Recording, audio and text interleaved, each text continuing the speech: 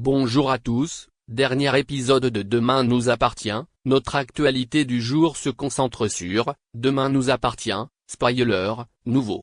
Dorian est l'auteur d'une tentative d'assassinat sur TF1. Dorian pourrait être en grande difficulté dans les prochains jours dans la série Tomorrow Belongs to Us. Ce dernier tentera de quitter set en avril 2024 sur TF1, tandis que Nathan tente d'empêcher Valentine de rester avec lui. Dans les derniers épisodes du film Demain nous appartient, Nathan est très heureux avec Valentine, son amant.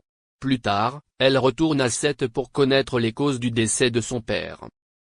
Elle s'est retrouvée en grand danger mais grâce à l'aide de son fils Bruno, elle a été sauvée. Les deux jeunes sont plus heureux que tout, mais une terrible nouvelle pourrait gâcher cette aventure en avril 2024 sur TF1 avant la soirée.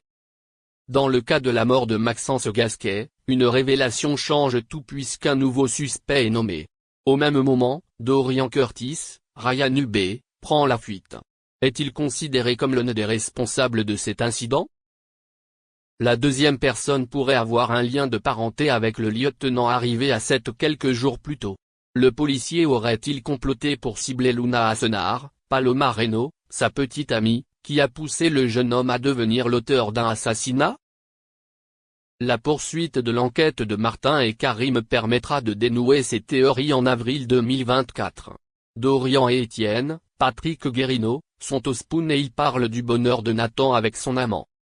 Le fils de Bénédicte, Honorine Magnier, révèle que la jeune femme est prête à partir pour Bordeaux après son passage dans la région sétoise.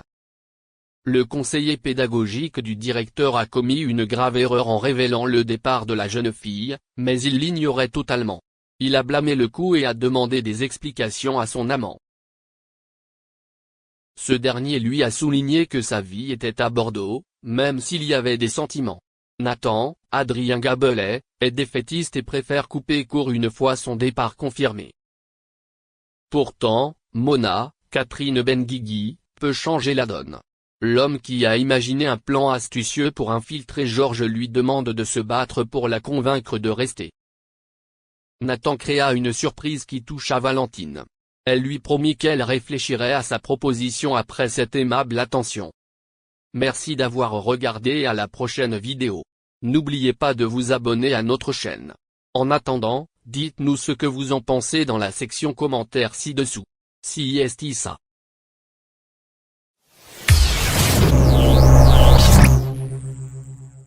Depuis plusieurs mois, le prince Albert de Monaco est rongé par d'intenses remords après avoir fragilisé sa femme, la princesse Charlène de Monaco, dès le début de leur histoire d'amour. La première dame du Rocher aurait éclaté en sanglots en public le jour où ils se sont dit oui. Depuis, la princesse a du mal à s'épanouir dans sa vie amoureuse.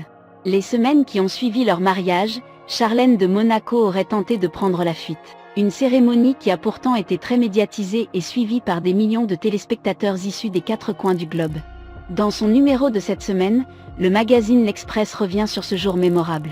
La princesse aurait été arrêtée à l'aéroport de Nice par les autorités françaises. Sur place, les papiers de l'ancienne nageuse avaient été confisqués, rappellent nos confrères de Ne Post.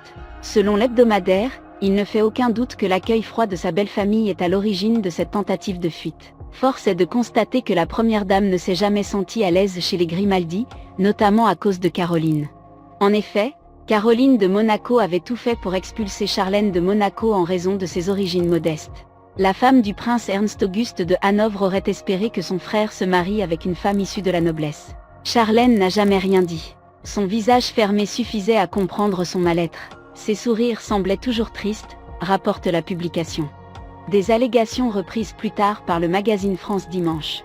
Mais ce que le souverain regrette le plus, c'est de ne pas avoir préparé les répétitions pour le mariage. Ce qui a conduit à l'effondrement en larmes de sa promise qui devait pourtant vivre le plus beau jour de sa vie. Devant les caméras du monde entier, le père de Jacques et Gabriella a simplement lâché à sa femme « Ne pleure pas.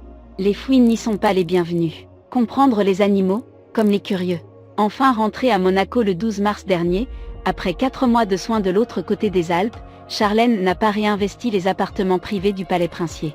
Albert II a précisé qu'il lui fallait encore du calme. La princesse n'a pas non plus posé pour des photos. Physiquement, elle doit encore se remettre en forme. C'est dans un cadre idyllique que l'épouse du souverain poursuivrait ainsi sa convalescence. Roccagel, la propriété des Grimaldi située dans la commune de Peille et surplombant la principauté. Plus qu'une maison de campagne, qualificatif du couple princier qui a pris l'habitude d'y monter le week-end ou durant les vacances, et même pendant le confinement du printemps 2020.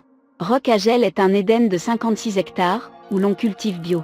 Où pèse paisiblement une douzaine de vaches de Jersey et où picorent quelques 200 poules rousses dont les œufs ont dû être protégés des fouines,